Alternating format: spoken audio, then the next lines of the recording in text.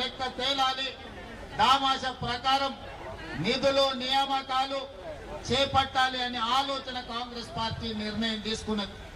ఇది కాంగ్రెస్ పార్టీ విధానపరమైన నిర్ణయం.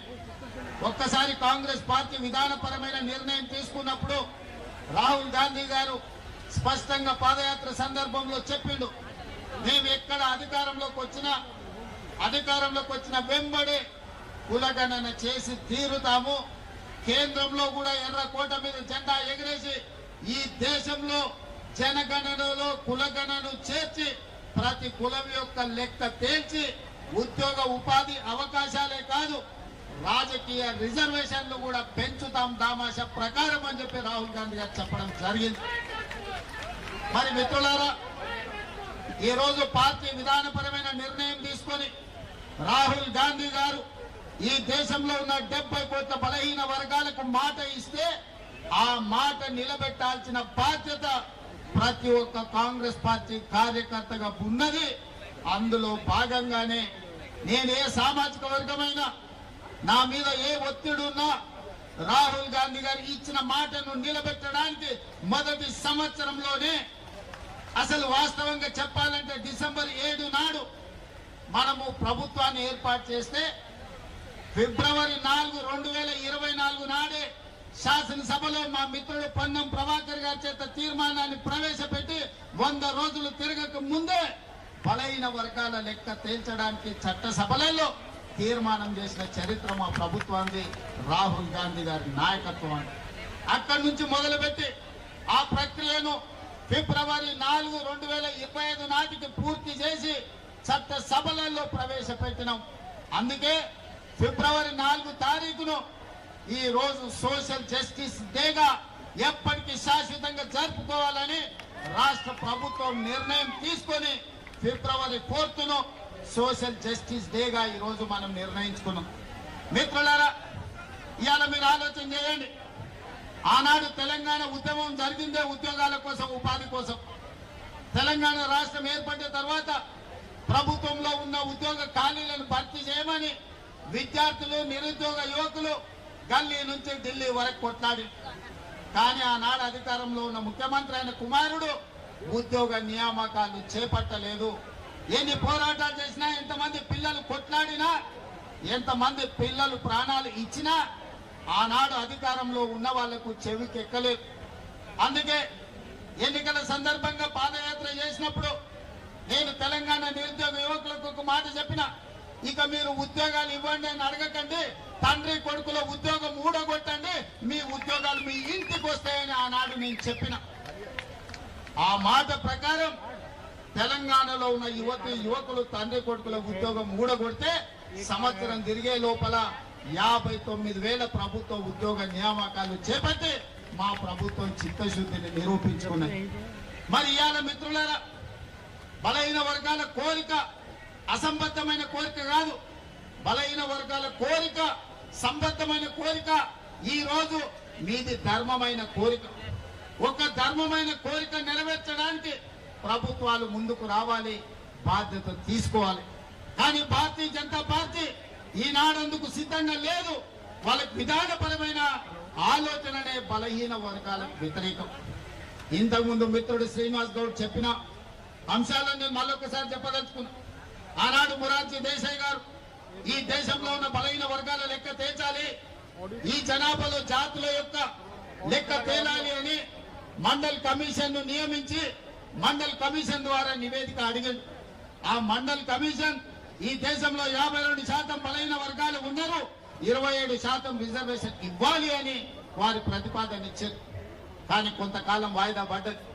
విపి సింగ్ గారు వచ్చిన తర్వాత ఈ మండల్ కమిషన్ ను దుమ్ము దులిపి దీన్ని అమలు చేసి మొదలు పెడితే ఆనాడు భారతీయ జనతా పార్టీ కుట్ర చేసి మండల్ కమిషన్ కు వ్యతిరేకంగా కమండల్ యాత్రను చేపట్టి ఈ దేశంలోనే మండల్ కు వ్యతిరేకంగా కమండల్ విధానాన్ని తీసుకొచ్చింది భారతీయ జనతా పార్టీ.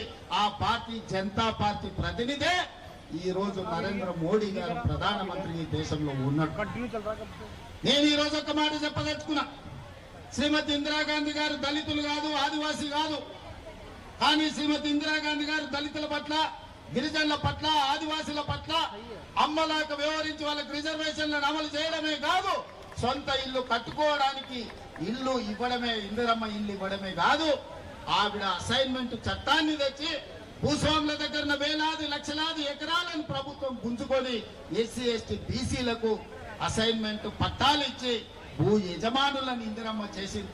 అందుకే ఇవాళ ఏ ఎస్సీ ఏ ఎస్టీ ఏ తండా ఏ గూడానికి వెళ్ళు వాళ్ళ ఇండ్ల ఇందిరమ్మ ఫోటో ఉంటుంది, మా అమ్మ ఇందిరమ్మ అని అంటారు. చిత్తశుద్ధి ఉండాలి, చేయాలన్న సంకల్పం ఉండాలి. అందుకే ఇందిరమ్మ ఈ రోజు దళితులకు గిరిజనులకు ఆదివాసీలకు అమ్మగా మారి ఇవాళ మిత్రులందరూ చెప్తున్నారు భారతీయ జనతా పార్టీ ఈ విధానానికి బీసీలను బలపరచాలన్న ఆలోచనకు వ్యతిరేకము. అందుకే ఈరోజు ఎన్ని రకాల ప్రయత్నాలు చేసినా ఈరోజు బీసీల లెక్కలు చేయాల్సి వస్తుందని 2021 జనాభా లెక్కల్ని వాయిదా వేసి ఇవాళ 2025 సంవత్సరం వచ్చినా జనాభా లెక్కలు చేయడం లేదు.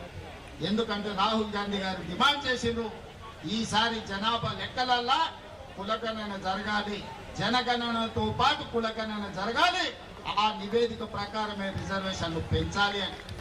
అందుకే ఈరోజు బీజేపీ కుట్ర చేసి జనగణనను వాయిదా పెట్టుకుంటూ వస్తుంది. ఇది మనందరికీ తీర నష్టం. ఇది ఒక బలహీన వర్గాల సమస్య కాదు, ఇది బహుజనుల సమస్య. బహుజనులందరూ ఏకమై లెక్కలు తేలుస్తేనే తప్ప, మీ లెక్క పక్కాగా ఉంటే తప్ప మీకు ఉద్యోగ ఉపాధి అదే విధంగా రాజకీయ రిజర్వేషన్లు పెరగవు.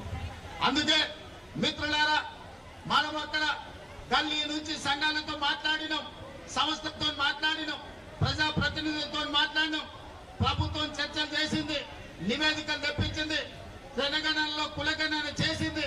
మొత్తం లెక్కలు తేల్చి తెలంగాణ రాష్ట్ర ప్రభుత్వం బలహీన వర్గాల లెక్క 56.36% అని ఇవాళ లెక్క తేల్చిన రాష్ట్రం ఈ దేశంలోనే మొట్టమొదటి రాష్ట్రం తెలంగాణ రాష్ట్రం అని చెప్పి నేను ఈ సందర్భంగా తెలియజేస్తున్న మిత్రులారా, ఇవాళ ఏ రాష్ట్రంలో గుజరాత్ తో సహా భారతీయ జనతా పార్టీ అధికారంలో ఉన్న ఏ రాష్ట్రంలో కూడా ఈ కులగణన చెయ్యలేదు.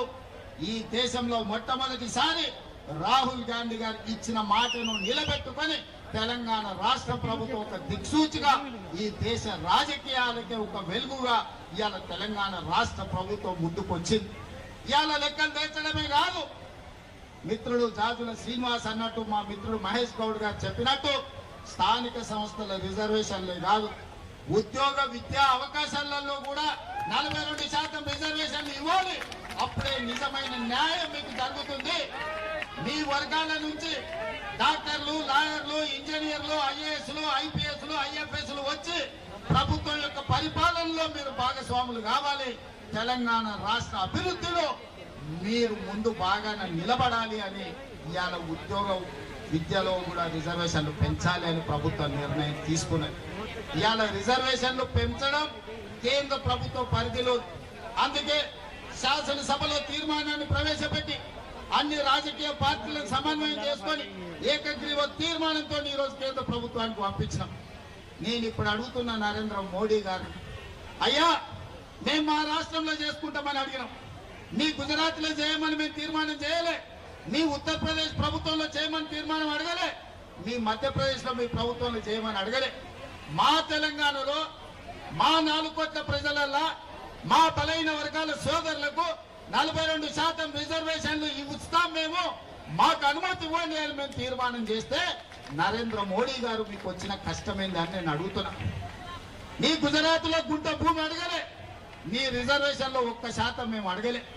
మేము మా తెలంగాణలో మా పిల్లల చదువులకు, మా పిల్లల ఉద్యోగాలకు, మా సోదరుల రాజకీయ అవకాశాల కోసం ఇవాళ మేము 42% రిజర్వేషన్ ఇస్తామని మా ప్రజలు ఎన్నుకున్న శాసనసభలో ఇవాళ మేము తీర్మానం చేసినాం.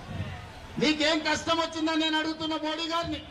నీ దాంట్లో భాగస్వామ్యం అడగలే, ఢిల్లీలో నీ కుర్చీ కూడా మేము అడగలే, ఎర్రకోట మీద మేము జెండా ఎగరేస్తామని చెప్పలే. మా దగ్గర మా బలైన వర్గాల లెక్క తేలింది, మా రిజర్వేషన్లు పెంచుకుంటాం, మాకు అనుమతి ఇవ్వండి మోడీ గారు మహాప్రభు అని అక్కడి నుంచి తీర్మానం పంపించినాం. అయినా పలకలే.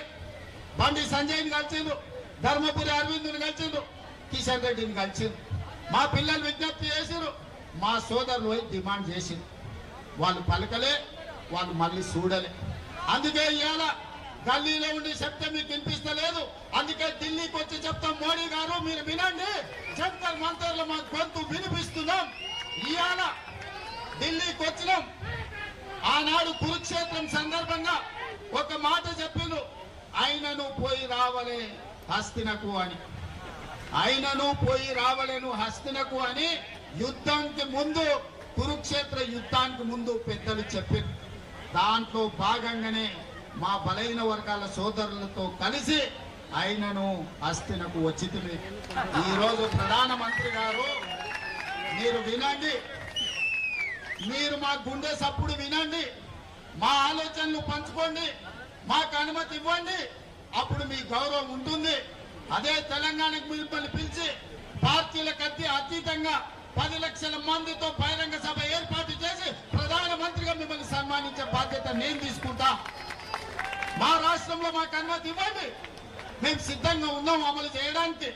చట్టం అధికారం మీ చేతుల్లో ఉంది కదని మా మీద ఆధిపత్యం చెలాయించాలని ఆలోచన చేయదు. మా మీద ఆధిపత్యం చెలాయించాలనుకుంటే నిజాంలకు రజాకర్లకు ఏ గతి పట్టిందో మీరు చూసారు. ఉమ్మడి రాష్ట్రంలో ఏం జరిగిందో మీరు చూసారు. తెలంగాణ రాష్ట్రంలో గడీల నుంచి పరిపాలన అందించాల్సిన వాళ్ళు ఇవాళ ఎక్కడున్నాడో చూసారు. ఇవాళ ఢిల్లీలో గద్దె మీద ఉన్నామని మీరు అనుకుంటున్నారు. రావాలి మళ్ళీ మా గల్లీలోకి, మీరు మీ వాళ్ళు మా గల్లీలోకి రావాలి. మీరు ఎప్పుడు ఢిల్లీలో ఉండరు, మళ్ళా రావాలి. మళ్ళా వచ్చినప్పుడు మా చేతికి దొరుకుతారు. మీరేం మర్చిపోవద్దు. మా బలైన వర్గాల సోదరులు చిన్న సాయం చేస్తే కూడా జీవితాంతం గుర్తుపెట్టుకునే జాతులు. ఆకలి మీద వస్తే బుక్కలు పువ్వ పెట్టినా, ఎండను వస్తే గిలాస మంచినీళ్ళు ఇచ్చినా మా బలైన వర్గాలు జీవితకాలం గుర్తుపెట్టుకునే జాతులు ఇవి. ఈ జాతులకు అన్యాయం చేస్తే మర్చిపోతారని మీరు ఎట్లా అనుకుంటారు మోడీ గారు? మీరు ఏ జాతి అని మేము అడుగుతలేం, మా జాతులకు ఎందుకు అన్యాయం చేస్తారని మేము అడుగుతున్నాం. మేము మా జాతులకు న్యాయం చేస్తామని మేము ముందుకు వచ్చినప్పుడు మమ్మల్ని ఎందుకు అడ్డుకుంటారని నేను అడుగుతున్నా. ముఖ్యమంత్రిగా, ప్రధానమంత్రిగా మీరు ఈ దేశమంతా అమలు చేస్తారా లేదా నాకు తెలియదు. మీ గుజరాత్ రాష్ట్రంలో మీరు ఏం చేస్తారో నేను అడగట్లేదు. నా తెలంగాణ రాష్ట్రంలో ముఖ్యమంత్రిగా శాసనసభలో ఏకగ్రీవంగా తీర్మానం చేసిన బలైన వర్గాల రిజర్వేషన్ లో 42% ఇవ్వడానికి మీకొచ్చిన కష్టమేంది, గుజరాత్ కు వస్తున్న నష్టమేందని నేను మోడీ గారిని అడగదలుచుకున్నాను. అందుకే ప్రధానమంత్రి గారు దయచేసి వినండి. మీరు చట్టసభలలో మెజార్టీ లేకపోయినా ట్రిపుల్ తలాక్ తెచ్చారు, 370 ఆర్టికల్ తెచ్చారు, సిటిజన్ అమెండ్మెంట్ యాక్ట్ తెచ్చారు, రైతు వ్యతిరేక నల్ల చట్టాలు తీసుకొచ్చారు.